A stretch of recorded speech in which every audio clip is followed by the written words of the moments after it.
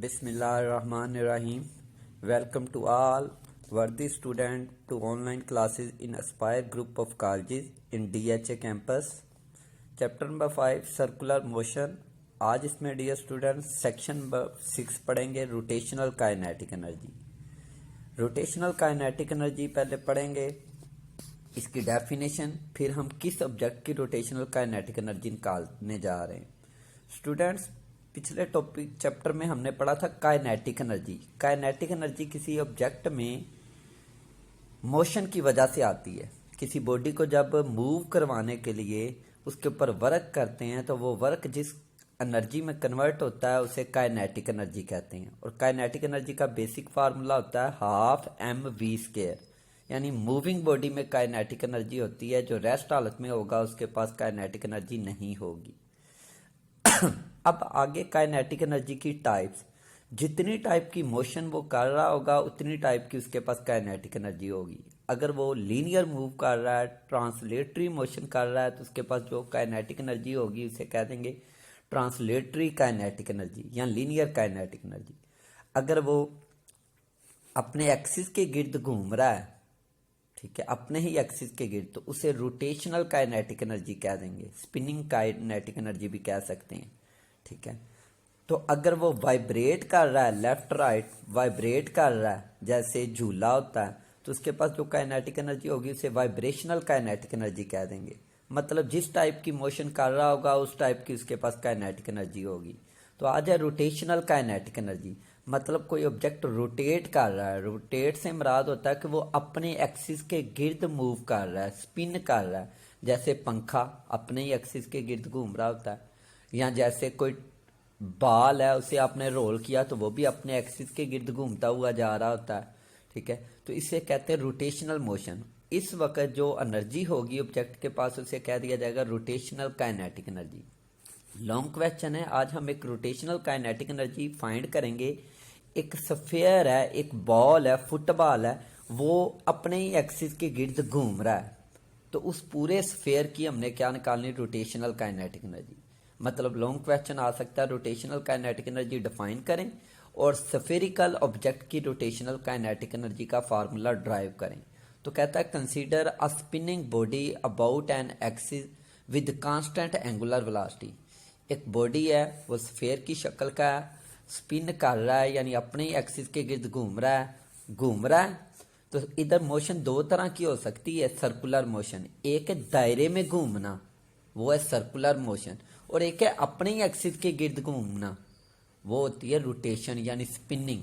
दोनों में जो उसकी वेलोसिटी कहलाई जाएगी वो एंगुलर वेलोसिटी ही कंसीडर की जाएगी। तो ये स्पिनिंग मोशन कर रहा है, अपने एक्सिस के गिर्द घूम रहा है, तो इसकी वेलोसिटी, इसके पास एंगुलर वेलोसिटी होगी। मुझे पता है जिस वक्त एंगुलर वेलोसिटी होती है किसी बॉडी के पास तो लीनियर भी होती है। खैर, वो कहता है वो अपने एक्सिस के गिर्द स्पिन कर रहा है कांस्टेंट एंगुलर वेलोसिटी ओमेगा से। कहता है फर्ज कर लें कि ये पूरा बॉडी छोटे छोटे पीसीस से बना है। जैसे एक फुटबॉल है तो उसके ऊपर आपने देखा होगा छोटे छोटे टुकड़े पैच बनाए होते हैं। कहता फर्ज करें ये छोटे छोटे पैचिस से पीसीस से बना और हर पैच का अलग अलग मास है, M1 M2 M3 Mn, n टुकड़ों से बना है। कहता अगर जो पहला मास है उसका जो सेंटर एक्सिस ऑफ रोटेशन है, यानी फुटबॉल के सेंटर से जो इमेजिनरी लाइन पास कर रही होगी उसे कहते हैं एक्सिस ऑफ रोटेशन। अब ये जितने टुकड़े मैंने उसकी सतह पर लिए हैं, इन टुकड़ों का सेंटर लाइन से डिस्टेंस भी होगा, उसे r से शो करेंगे। तो कहता पीस नंबर 1 का यानी मास नंबर 1 का एक्सिस ऑफ रोटेशन से जो डिस्टेंस है वो r1 है। इसी तरह पीस नंबर 2 का यानी मास नंबर 2 का सेंटर एक्सिस ऑफ रोटेशन से डिस्टेंस r2, इसी तरह r3 r4 rn। अब कहता है कि हम अलग अलग पीस की काइनेटिक एनर्जी निकालते हैं। इधर बड़ा इंपॉर्टेंट सवाल कि अलग अलग पीस की मैं कहता हूं लीनियर काइनेटिक एनर्जी निकालते हैं। सर लीनियर काइनेटिक एनर्जी कैसे, वो सारे पीस तो दायरे में घूम रहे। तो मैंने जी कहा कि जब भी कोई बॉडी दायरे में मूव करता है तो उसके पास एंगुलर वेलोसिटी भी होती है और लीनियर वेलोसिटी v भी होती है। एंगुलर वेलोसिटी की डायरेक्शन एक्सिस ऑफ रोटेशन के अलोंग होती है, लीनियर वेलोसिटी की डायरेक्शन टेंजेंट के अलोंग होती है। तो अगर हर मास, वो जो छोटे छोटे मास की है, उनके पास लीनियर वेलोसिटी भी है तो पक्की बात है फिर लीनियर काइनेटिक एनर्जी भी होगी। तो कहता पीस नंबर 1 यानी मास नंबर 1 की काइनेटिक एनर्जी लेकिन लीनियर वाली वो होगी हाफ m1v1 का स्क्वायर। ठीक है, इसी तरह उसके पास एंगुलर वेलोसिटी भी होगी उस पीस के पास, यानी रोटेशनल काइनेटिक एनर्जी भी होगी क्योंकि उसकी एंगुलर वेलोसिटी भी है। तो कहता जहां v लिखा फार्मूले में वहीं क्या लिख दो, v का एंगुलर वेलोसिटी के साथ रिलेशन होता है v equal to r omega. अच्छा जी, कहता है जब वो पुट करूंगा हाफ m v की जगह आ जाएगा आर ओमेगा, तो स्केयर भी ऊपर आएगा, स्केयर खोलूंगा आर स्केयर ओमेगा स्केयर। कहता है इसी तरह पीस नंबर 2 की आ जाएगी half m2 r2 square omega 2 square, half m3 r3 square omega 3 square. ये इधर ओमेगा के साथ 1 2 नहीं लिखा, सबके साथ आएगा। इसी तरह हाफ m4 r4 का स्केयर ओमेगा 4 का स्केयर। सारे पीसीस का इसी तरीके से पहले लीनियर काइनेटिक एनर्जी निकाली, फिर रोटेशनल काइनेटिक एनर्जी उधर से निकाल ली। इन सारों की जब रोटेशनल काइनेटिक एनर्जी आपके सामने जब ऐड कर दी तो ये टोटल रोटेशनल काइनेटिक एनर्जी आ जाएगी पूरे ऑब्जेक्ट की, पूरे स्फीयर की। इसमें हाफ भी बाहर आ जाएगा और ओमेगा, हमने कहा कि पूरा ऑब्जेक्ट जो है वो एंगुलर वेलोसिटी ओमेगा से मूव कर रहा है, तो उसके ऊपर जो मासेस कंसीडर किए हैं वो भी क्या होंगे, उसी वेलोसिटी से मूव कर रहे होंगे। तो उन सारों की भी angular velocity omega 1 omega 2 omega 3, ये जो ब्रैकेटों के अंदर था इनके साथ ओमेगा 1 ओमेगा 2 ओमेगा 3 आएगा।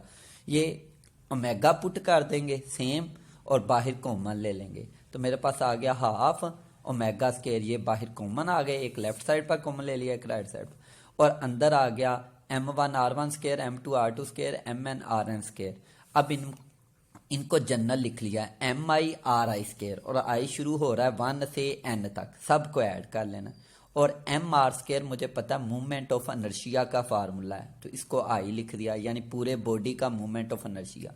इस तरह रोटेशनल काइनेटिक एनर्जी का फार्मूला बन गया हाफ आई ओमेगा स्केयर। ये पूरे स्फीयर की रोटेशनल काइनेटिक एनर्जी है और वो किसके इक्वल आ रही है, उस पूरे स्फीयर की एंगुलर वेलोसिटी के स्केयर के और उसकी मूवमेंट ऑफ इनर्शिया के प्रोडक्ट के इक्वल। तो डियर स्टूडेंट इधर देखिएगा कि मैंने पूरे ऑब्जेक्ट की रोटेशनल काइनेटिक एनर्जी निकालने के लिए 3 काम किए। पहला काम कि उस ऑब्जेक्ट को कंसीडर कर लिया वो छोटे छोटे मासेस से बना है, m1 m2 m3 mn। बाद में कंसीडर किया कि वो सारे सेम एंगुलर वेलोसिटी ओमेगा से घूम रहे हैं और उनके पास लीनियर वेलोसिटी भी है v। तो पहले मैंने सब की लीनियर काइनेटिक एनर्जी निकाली हाफ mv स्केयर, और हर किसी के वेलोसिटी जो लीनियर वेलोसिटी है वहाँ आर ओमेगा पुट कर दिया क्योंकि हर एक के पास एंगुलर वेलोसिटी भी है। जब हाफ एम वी स्केयर में v की जगह आर ओमेगा पुट करता गया तो वही linear kinetic energy rotational kinetic energy में तब्दील हो गई। यूं मेरे पास सारे मासेस की लीनियर काइनेटिक एनर्जी से रोटेशनल काइनेटिक एनर्जी बन गई। उन सारे मासेस की rotational kinetic energy add up कर दी, उसमें हाफ भी कॉमन ले लिया और एंगुलर वेलोसिटी सारे मासेस की सेम है और वो कितनी है, जितनी पूरे ऑब्जेक्ट की है। ये इसी तरह है कि एक झूला है घूमने वाला, पूरा झूला स्पिन कर रहा है, उस झूले में जितने आगे अलग अलग झूले लगे हुए हैं जिन पर आप बैठे हो उनकी एंगुलर वेलोसिटी क्या होगी, जो पूरे झूले की है। तो सेम सारे मासेस की angular velocity omega 1 omega 2 omega 3 equal होगी ओमेगा के, सब की जगह ओमेगा पुट कर देंगे, वो ओमेगा भी कॉमन ले लिया। और अंदर जो m1 r1 square, m2 r2 square, mn rn square रह गया, ये मूवमेंट ऑफ इनर्शिया है अलग अलग मासेस का। जब इन सारों को जमा किया तो ये मूवमेंट ऑफ इनर्शिया आ गया होल बॉडी का। तो यूं rotational kinetic energy spherical body की बनी हाफ आई ओमेगा स्केयर। इधर जी कहता है कि अगर एक बॉडी सीधा मूव कर रहा है जैसे गाड़ी का टायर है, तो वो आप देखते हो स्ट्रेट भी मूव कर रहा है, साथ साथ रोल करता हुआ भी जा रहा है। और कोई पूछे इसके पास काइनेटिक एनर्जी कितनी है, तो याद रखिएगा उसके पास ट्रांसलेशनल काइनेटिक एनर्जी भी है क्योंकि स्ट्रेट मूव कर रहा है, और रोटेशनल काइनेटिक एनर्जी भी है। ट्रांसलेशनल काइनेटिक एनर्जी आ जाएगी हाफ एम वी स्केयर। वो सारे ऑब्जेक्ट की, बेशक स्फेयर है, कोई व्हील है, कोई डिस्क है, कोई भी है, सबकी हाफ एम वी स्केयर होती है। लेकिन जो रोटेशनल काइनेटिक एनर्जी होती है वो मुख्तलिफ शेप के ऑब्जेक्ट की मुख्तलिफ होती है। हमने आज जो ऊपर निकाली वो स्फेरिकल शेप की बॉडी की है, हाफ आई ओमेगा स्केयर। और कभी भी कोई बॉडी मूव कर रहा हो तो उसके पास रोटेशनल काइनेटिक एनर्जी बतानी हो कितनी है, तो दोनों जमा करते हैं, ट्रांसलेशनल भी रोटेशनल भी। Translational half m v square और रोटेशनल उसकी शेप पर डिपेंड करता है। अगर उसकी शेप बॉल की तरह है, स्फेरिकल है, तो आ जाएगी हाफ आई ओमेगा स्केयर जो ऊपर निकाली। अगर व्हील है तो अभी आगे व्हील की भी निकालेंगे, डिस्क है, हुप है, मुख्तलिफ शेप के ऑब्जेक्ट की रोटेशनल काइनेटिक एनर्जी डिफरेंट होती है। तो टोटल काइनेटिक एनर्जी इन दोनों एनर्जियों को सम अप करके ड्राइव की जाती है। तो ये हमारे पास स्फेरिकल बॉडी की rotational kinetic energy I half I omega square. आगे जो हमारे लॉन्ग क्वेश्चन आएंगे उसमें डिस्क की और हुप की पढ़ेंगे। डिस्क कहते हैं कोई भी गोल चीज लाइक अ व्हील, लेकिन अंदर से भी फिल्ड हो, सॉलिड, जैसे क्लॉक है वो सर्कुलर शेप है और क्या है, अंदर से फील्ड है। गाड़ी का टायर जो सर्कुलर शेप है अंदर से फील्ड है, ये क्या होगा, डिस्क। और हुप कहते हैं सर्कुलर शेप लेकिन अंदर से खाली हो, जैसे रिंग, कोई भी लोहे का रिंग, जैसे गाड़ी का टायर जब उसके अंदर उसका रिम ना हो, अकेला सब सिंपल टायर, तो वो सिंपल टायर अंदर से खाली होता है, उसे हुप कहेंगे। तो दूसरा लॉन्ग क्वेश्चन यही है कि rotational kinetic energy of disc and hoop ये बताएं। ये भी लॉन्ग क्वेश्चन है, इन दोनों की इकट्ठा मिल के लॉन्ग आ जाता है क्योंकि इनकी डेरिवेशन इतनी लंबी नहीं है। तो ये डेरिवेशन बहुत आसान होगी। तो पहले डिस्क और हुप का पता होना चाहिए। इन दोनों की शेप सर्कुलर होती है, लाइक अ क्लॉक की तरह सर्कुलर होगी। सिर्फ फर्क ये होगा कि डिस्क अंदर से भी फील्ड होती है, जो हुप है वो अंदर से खाली होता है। हुप को रिंग भी बोल लेते हैं, ठीक है। तो इसकी बेशुमार एग्जांपल्स हैं इसकी हुप की और डिस्क की। तो आज हम इनकी अलग अलग रोटेशनल काइनेटिक एनर्जी निकालेंगे।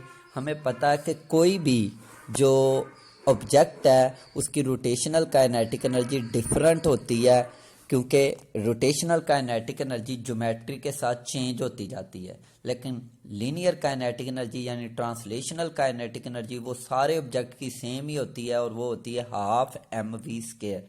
तो देखिएगा इनकी रोटेशनल काइनेटिक एनर्जी कैसे निकालूंगा। मैंने इनकी रोटेशनल काइनेटिक एनर्जी क्योंकि सिमिलर मेथड से निकलनी है, सेंटर में लाइन लगा कर निकाली है, एक तरफ रोटेशनल काइनेटिक एनर्जी डिस्क की, एक तरफ हुप की। लेकिन पेपर में आपने ऐसे नहीं करना, पेपर में आपने पहले डिस्क की निकालनी शुरू कर देनी, जब खत्म हो जाए फिर लाइन लगा के नीचे हुप की, यानी सेपरेट सेपरेट लगाना है। इधर सेंटर में लाइन लगा के मैंने निकाली, वो जस्ट इसलिए ताकि आप एक की प्रिपेयर करें और दूसरे की खुद ब खुद आपको क्या समझ लग जाए कि वो क्या कर रहे हैं, क्योंकि सिमिलर मेथड से होगी।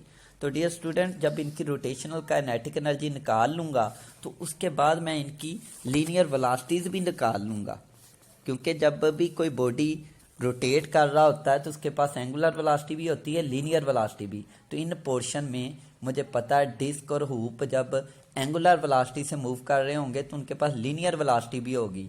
तो मैं लीनियर वेलोसिटी भी इनकी जो रोटेशनल काइनेटिक एनर्जी के फार्मूले आएंगे वहां से निकाल लूंगा। जैसे किसी भी ऑब्जेक्ट की लीनियर वेलोसिटी निकालनी हो तो वो ट्रांसलेशनल काइनेटिक एनर्जी के फार्मूले से निकाल सकते हैं, हाफ एम वी स्केयर उधर से। इसी तरह इनकी जब डिस्क और हुप की रोटेशनल काइनेटिक एनर्जी के फार्मूले निकालूंगा तो वहां से लीनियर वेलोसिटी भी निकाल लूंगा, यानी डिस्क और हुप के अंदर इनकी रोटेशनल काइनेटिक एनर्जीज भी निकालूंगा और इनकी लीनियर वेलोसिटीज भी निकाल लूंगा। और उधर से मुझे पता चलेगा कि स्पीड यानी वी डिस्क की ज़्यादा होती है या हुप की। तो वैसे आपने प्रैक्टिकली देखा होगा कि एक डिस्क यानी सॉलिड सर्कल और एक हुप यानी जो अंदर से खाली सर्कल हो, इनको जब गिराया जाए किसी पहाड़ के ऊपर से तो याद रखना डिस्क स्पीड से आती है, हुप स्लो। लेकिन रोटेशनल काइनेटिक एनर्जी याद रखना किसकी ज़्यादा होगी, हुप की रोटेशनल काइनेटिक एनर्जी ज़्यादा होगी, डिस्क की कम। इधर तक इसे करते हैं, इसको ड्राइव मैं अगले पोर्शन में करूँगा। ये याद रखिएगा कि डिस्क की स्पीड ज़्यादा, रोटेशनल काइनेटिक एनर्जी कम, हुप की रोटेशनल काइनेटिक एनर्जी ज़्यादा और स्पीड कम। डेरिवेशन आपके सामने आ चुकी है, इसको हम अब स्टार्ट करेंगे।